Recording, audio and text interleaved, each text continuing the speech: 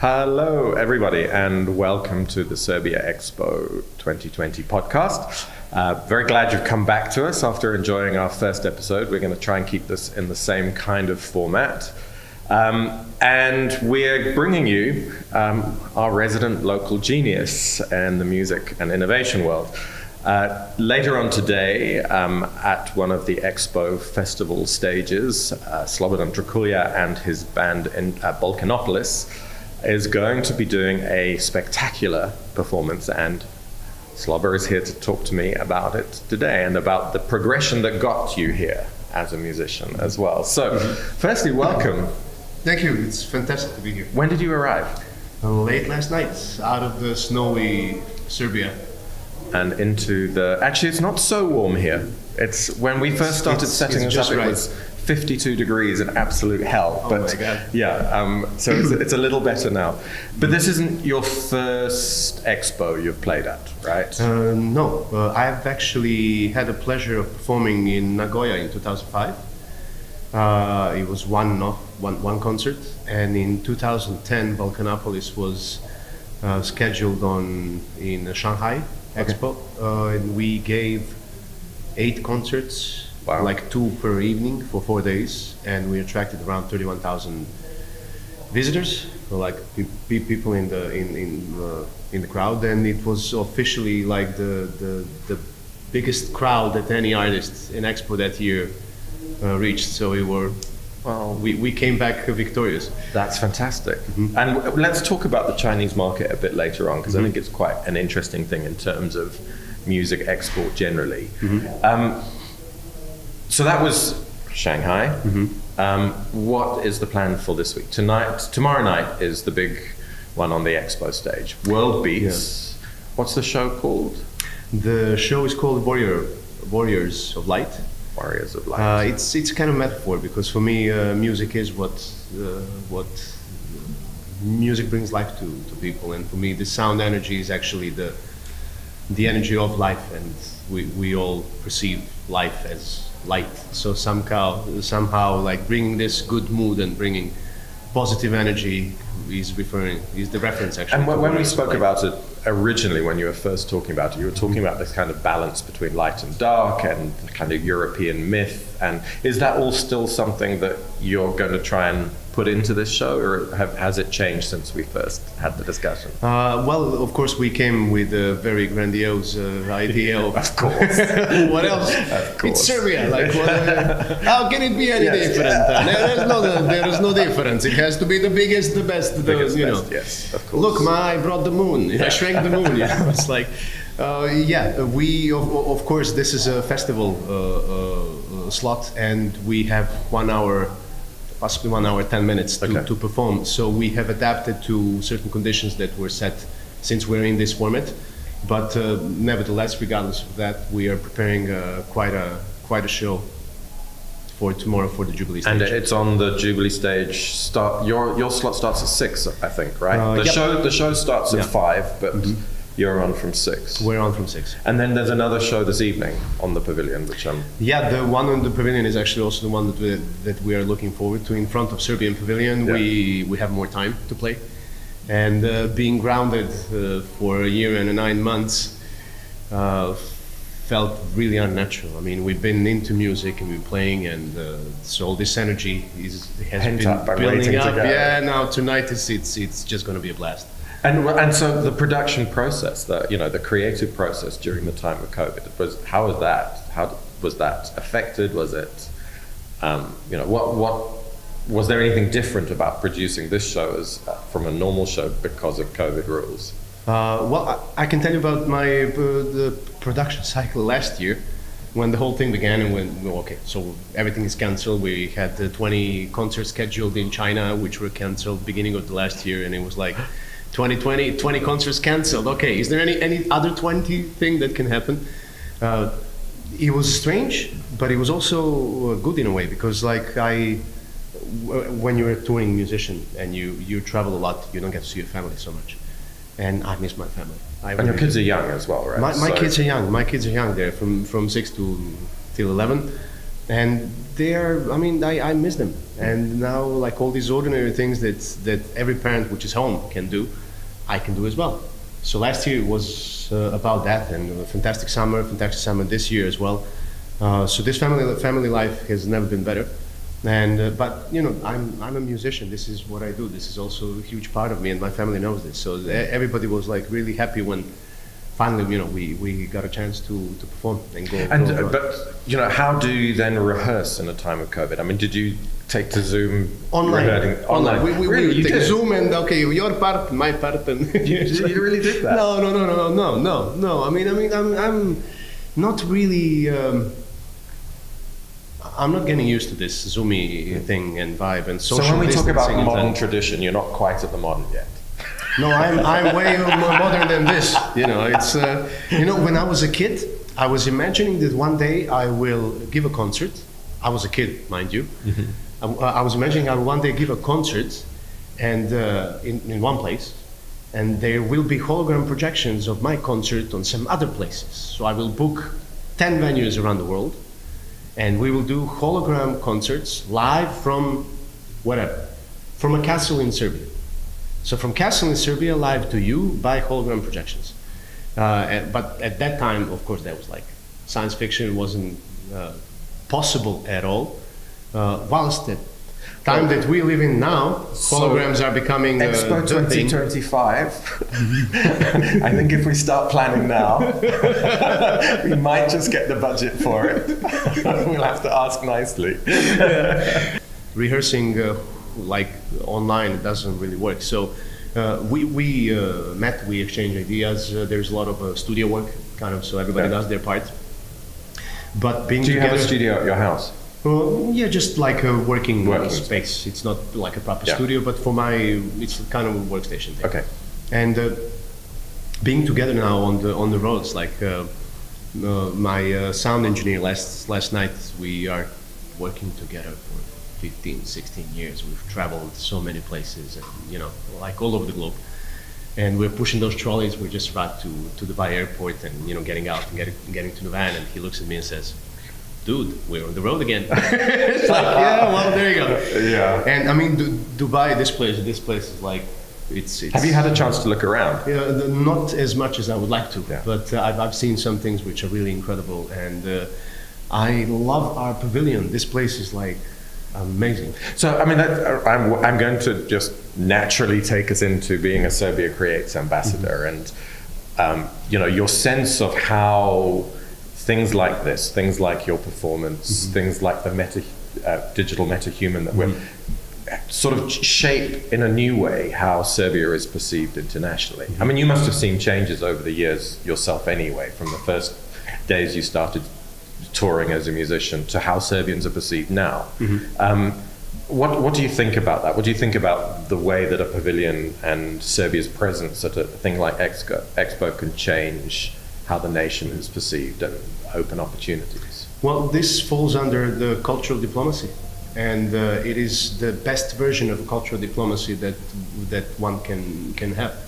I can testify to the professionalism of thank you of people who are working for this pavilion and who have been booking and organizing, and the program, and everything is organized just perfectly. It's like people who have been chosen to do this are spot on. I know, and I can tell, because we have history of appearing at EXPO in previous years, and that's one aspect of it. The other aspect is actually that the platform, the national platform called Serbia Creates, of which I'm a creative ambassador or cultural ambassador, has taken some extraordinary steps in the past. Has it been 3-4 years already? Nearly 4 years. Nearly 4 years. And these steps are really showing results already. I mean, I actually thought, I knew these are good steps, but I thought the results would come way later. Yeah, I think we did too. So yeah, we were given the opportunity to take over the running of the pavilion and craft the story in a clear and functional way. Yeah. My experience has always been that, you know, we try and tell too many stories, and this has been a very good way to kind of focus the mind.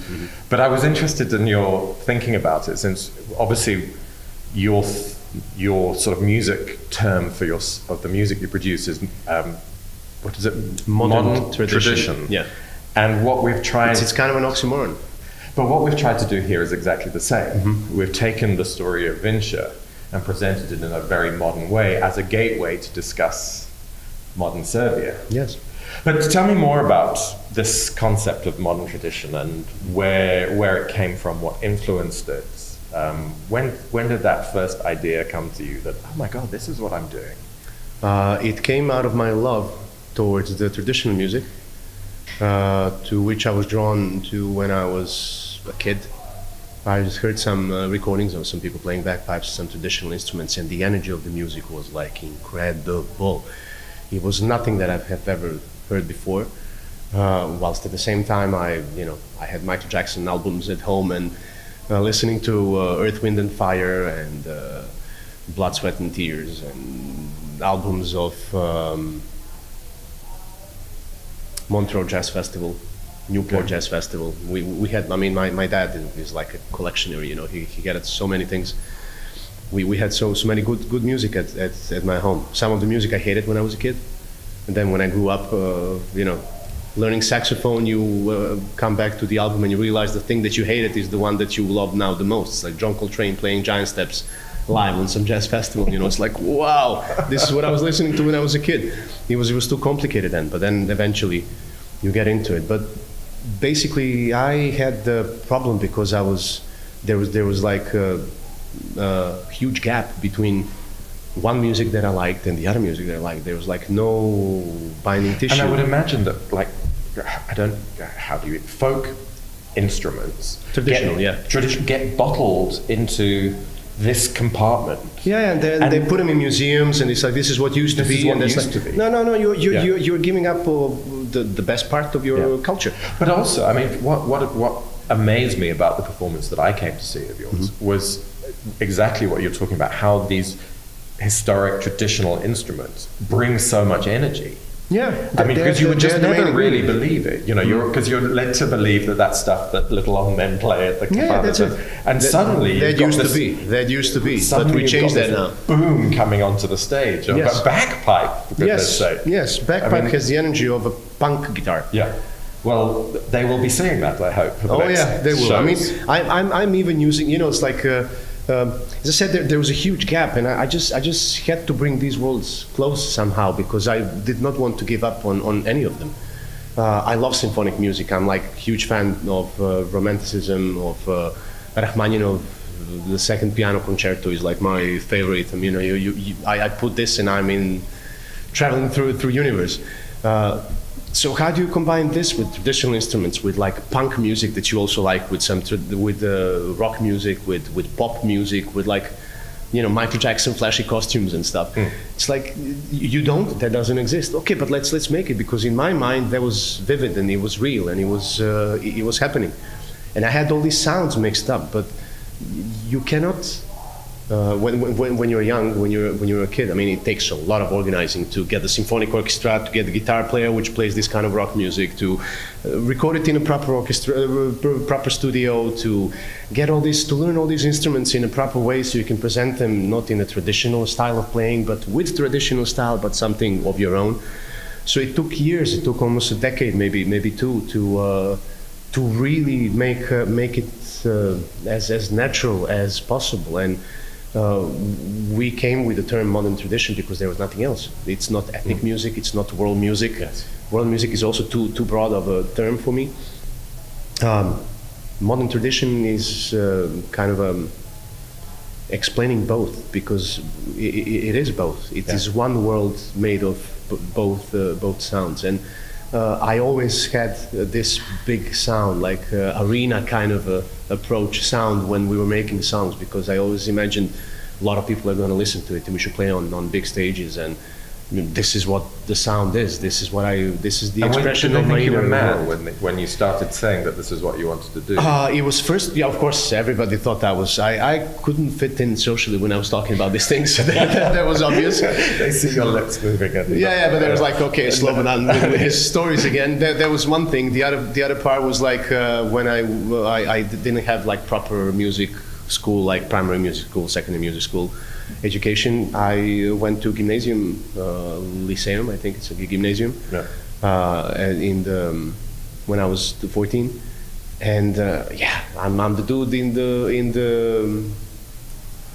in the class playing bagpipes like nobody cares.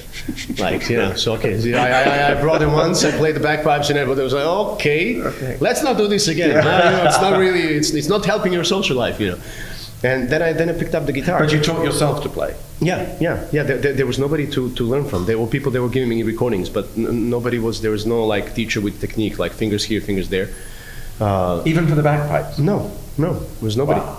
There was nobody. There are people who can play something, but it's the way I'm quick, and what they show me, what I see. But you also them taught play, yourself I things like quickly classical develop and go. clarinet as well, right? No. I had 1 year of formal classical education when I was 11 years old. That ended up when I was 12 and a half.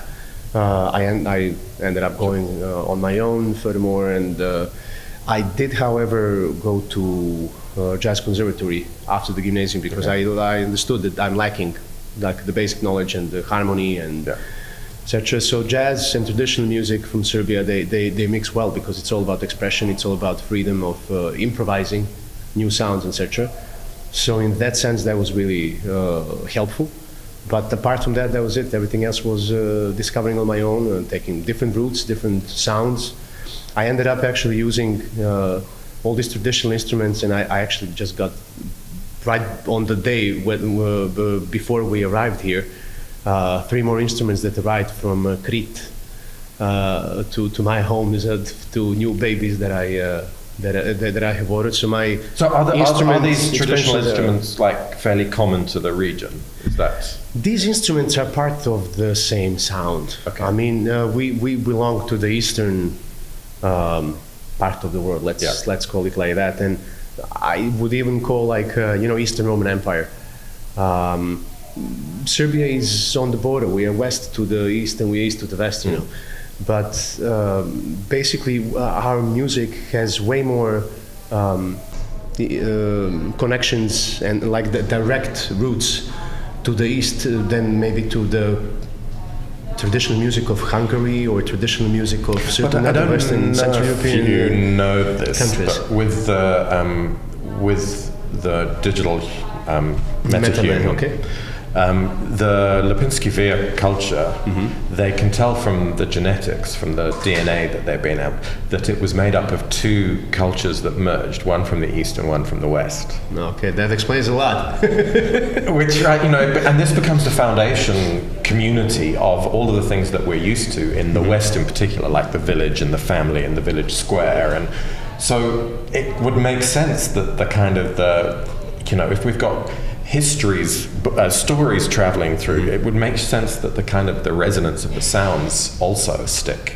Yeah, makes sense. But how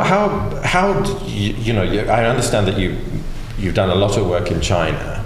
How do audiences with a completely different tradition, how do they manage to embrace something like this? For me, first it was a shock because our first concerts were in EXPO 2010. Packed, so many people. We set the record, we came to China, we were like, okay, top of the world, we are going to tour China, we're going to travel. And then 5 years, nothing happened. There's no phone calls, no emails, no okay, we made an impression, but there's no follow-up. And then slightly in 2015, it started picking up with some smaller concerts, open air things, and eventually year by year it just grew, and we ended up playing on television programs and some big festivals, and there was a reportage on their CCTV, which was viewed by 300 million people. one show was viewed by 1 billion people, and I'm like, okay. If they would just spend $1 on an a dime. A dime is fine. Let's be modest. One dime would be okay. But it's completely incredible. And then at one moment it hit me. China is a country with millenniums of tradition. They kept it, they preserved it, they cherish it.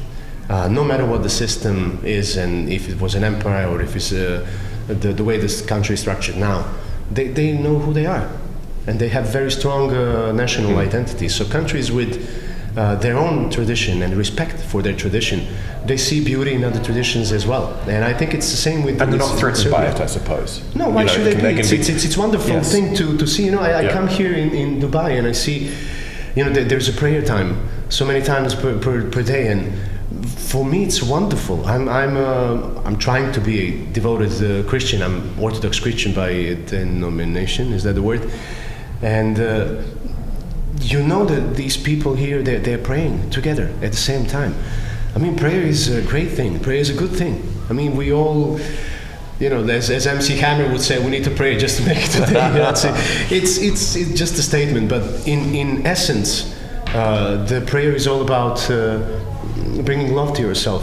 First of all, accepting yourself for who you are, and then also accepting other people with all the differences, with all the different things that I do.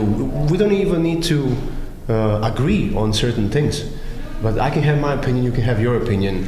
I can have my way of speaking to God and devoting my life to Christ. People here, they have their way of devoting their life to God, and that's in essence what this is all about. And pretty soon this body is gonna go, we're all going someplace else. We're going to where the Maker will meet us. What's the point what differences do we have in general? I mean, all these things are not something that we should have a problem with. So yes, I have a great admiration for other cultures, for other traditions, Chinese people as well, and we have been accepted. Like there were moments where we were treated like Beatles.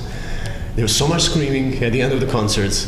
And it was like, I'm standing in front of the stage, and there's like people screaming. So I was just hugging them, all of them, because it's that kind of a feeling. I want to take them home.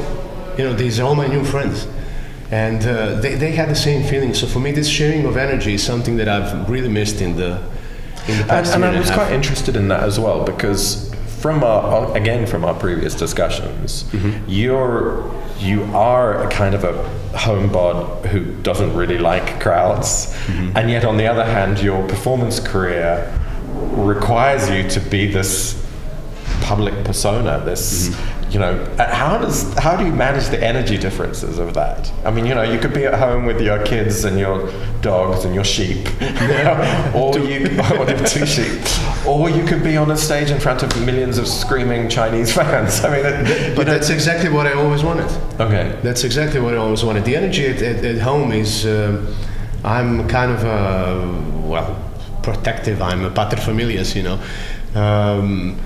I like to use this energy with my family, and we like to travel a lot. We engage into conversations a lot. We play games, make music, discuss things, whatever. But it's very energy consuming. This is not something that's like, you let it pass. I got 3 daughters, all 3 very energetic. Got a lovely wife that's putting up with me and with kids. So it's family life is very dynamic in my home. Whilst on the other hand, I mean, you want to avoid crowds when you are with your family. You kind of want to keep it simple. It's not always easy, but it's doable. But I'm also, how should I say this? Like, people back home, they don't treat me as a celebrity. They recognize me mostly, first of all because of my hair. You're the one that plays the instruments, In the past couple of years, it's been, they know the name, they know the music, they like the music, but it's never kind of a celebrity approach. People never approach me with, how can I have your autograph or something? They come and, say like, hey, I love your music. And we chat a bit, and then we depart as, good buddies. And for me, this kind of... Maybe that's because Serbs are very cool. Yeah. cooler than us, right? Yeah, well, possibly. But it's also, I like this kind of a vibe. For me, this is homey vibe with everyone that I meet. And all these people that I meet, they're really wonderful people, and I can tell by the look when someone recognizes me and then looks at me, I know if they were on the concert or not. Oh, really? Because the look of people that were at the concert and felt that energy and then see me afterwards, now I can recognize it. I know. I mean, I can tell. It's weird, but I can. And I like that because we share something in common. My inner world that I have been keeping inside, not being able to explain. I mean, I was literally walking through the street and talking to myself, and people would meet me and say like, hey, boy, are you okay? You know, I just made this song. It sounds wonderful. Oh, when can we hear it? Well, you can't. It's still here, you know. Now, I used to have that, and I used to have all these visions about the costumes that we are gonna wear. And these costumes were really amazing. They were modern, but they were ancient at the same time. There was like an epic fantasy kind of a thing, but it was also for futuristic. But it seems like you've got those this time. Yep. Right? We're the Finally now for EXPO. I got a sneak peek of them the other day. Yeah. I had it started already with one very like a black crazy costume made out of different parts. But it was very futuristic, kind of neo from Byzantium in 3,000 something year. Everybody's flying, and you know you're like in this costume. But now we also managed to hit the spot with one of the other Serbia Creates ambassadors called Ivana Vasic. She's a lovely lady, crazy, completely crazy. I saw some of the things she did, and I was immediately like, oh, she's the one. We had one Zoom call. Okay, there we go.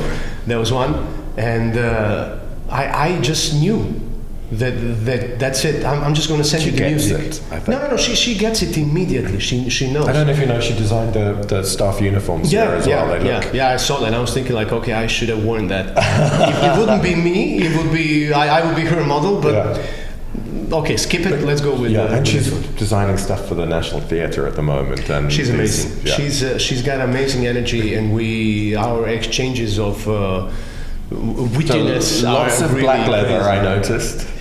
There's blue leather as well. There's a lot of stitches. There's some silk underneath. There's the whole shabam. It's really it's incredible. So we're making the premiere of the costumes tonight. Oh, wonderful, wonderful. And another question that was coming up is, so who have you played with? I mean, this is not. Although you're on stage with a bunch of other artists, this is not, you're not going to be sharing the stage with anyone this time. But who have you shared the stage with before, and is there anyone that you would like to still? The one that got away was Ennio Morricone. Wow. He was the one that I always thought like, but it was somehow it was a huge age difference, and there was like in 1990 something there was this Portuguese woman called she is still, thank God she's alive, but I've discovered her then album Lágrimas, the Tears, Dos Puentes. I was amazed with an album. It was modern tradition in its kind of a different way. Using a Portuguese guitar and using strings, specific instruments, making a pop album but with traditional flavor. Then eventually afterwards Marisa was the one that came with a Portuguese fado that changed a bit. I had the pleasure sharing the stage with her several times.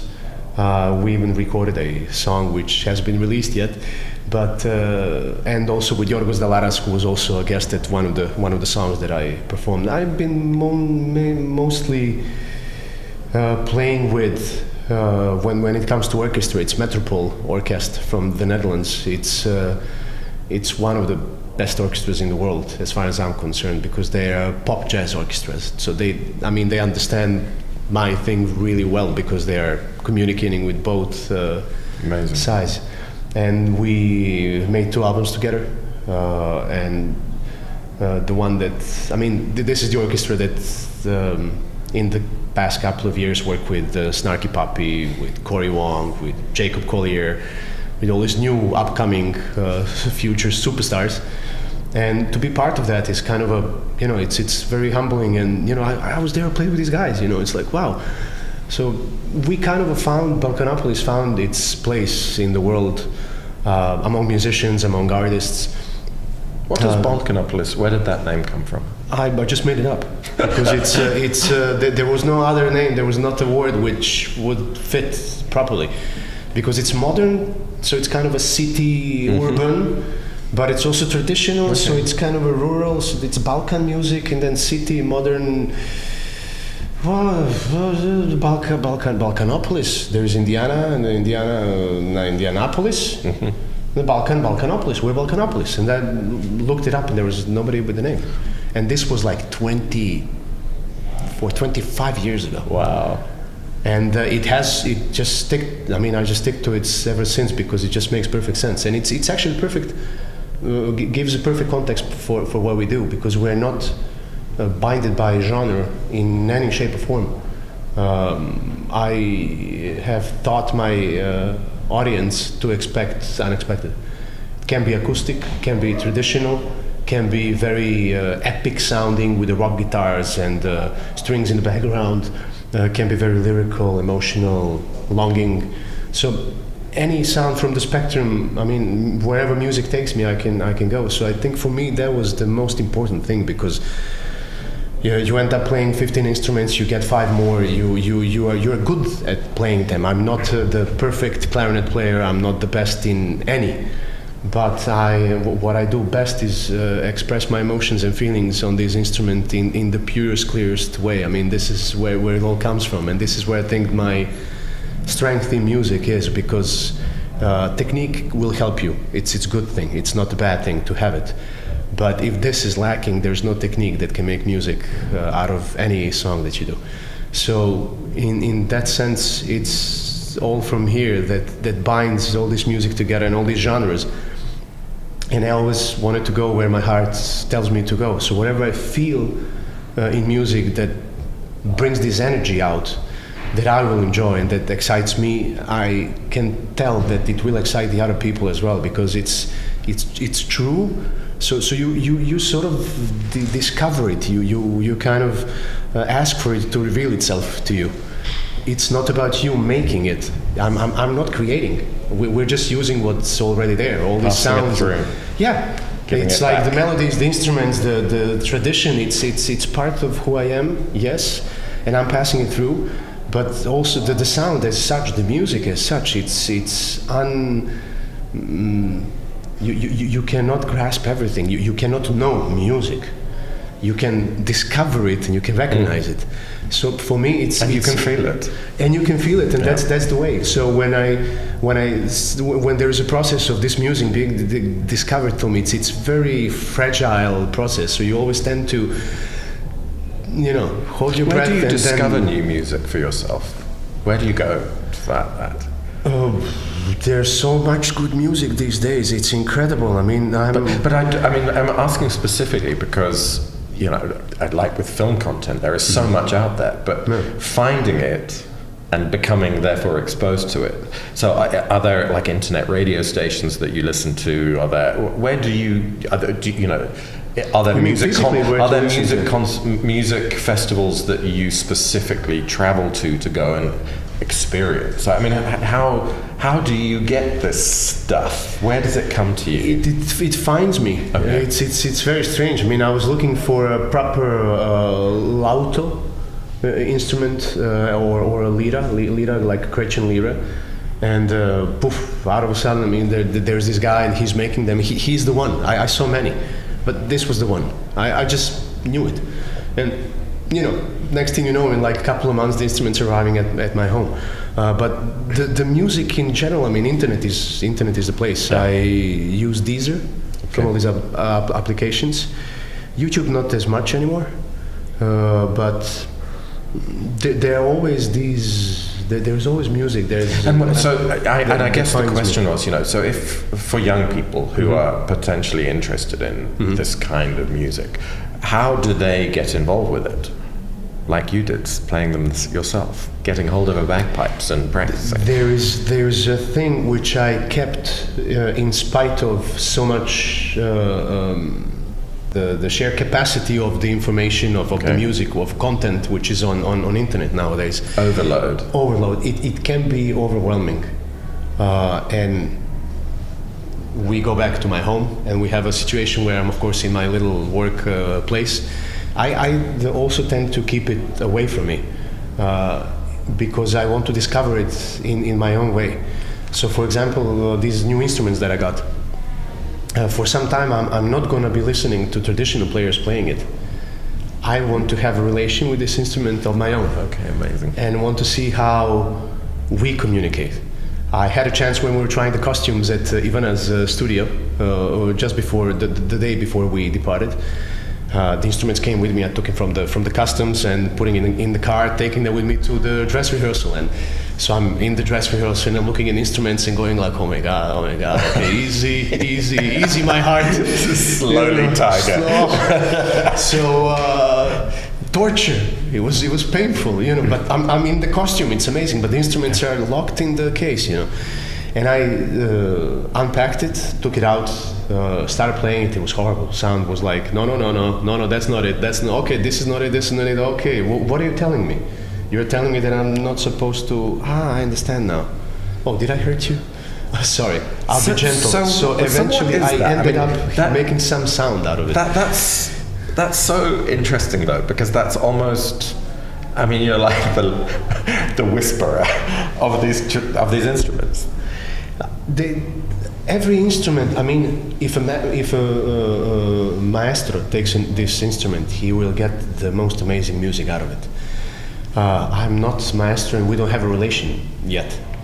So the instrument has to teach me what to do and how to play on it. And it's a very humbling experience, because on some instruments my relation is like, ta-da! It's really strong and powerful. Goes 2 decades or 3 decades even back. Some instruments I'm playing already for 30 plus years.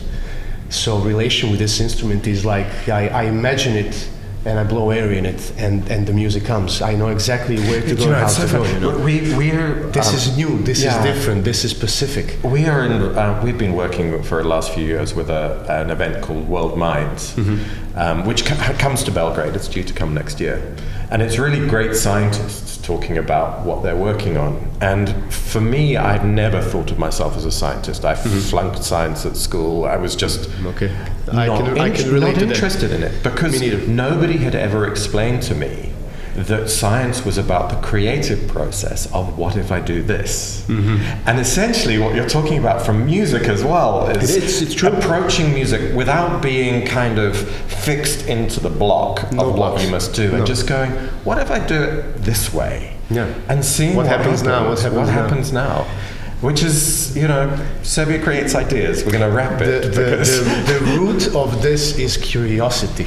Yes. Every scientist, we're doing the same thing.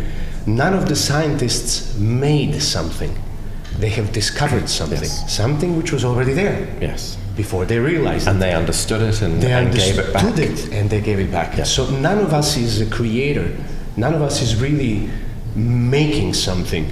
We're using what's out there and we're trying to understand what it is.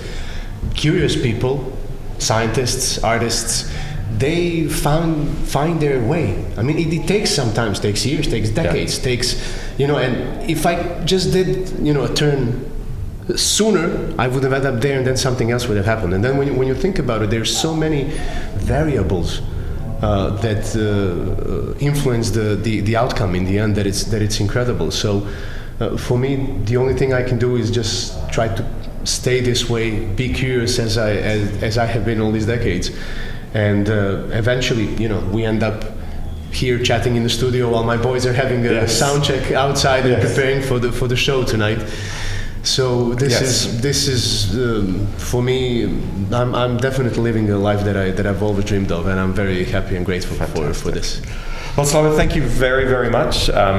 Thank you for everyone for watching, and you're preparing a magnificent show right downstairs as we speak. So I know you need to go and do sound check. So thank you very, very much. Sound check time. Sound check time. It's been a while. Thanks for having me. It was a pleasure. Thanks for coming. So, thank you very much to Sloba and to Balkanopolis. We're looking forward to their show at the Pavilion this evening, and particularly tomorrow at the EXPO stage, Jubilee stage at 7 p.m. during the Tribal Beats concert. Thank you very much for joining us. We will be having more of these podcasts as we go on, with more interesting people talking about the fantastic things they're working on. All part of Serbia Creates Ideas. We hope you join us again. Thank you very much.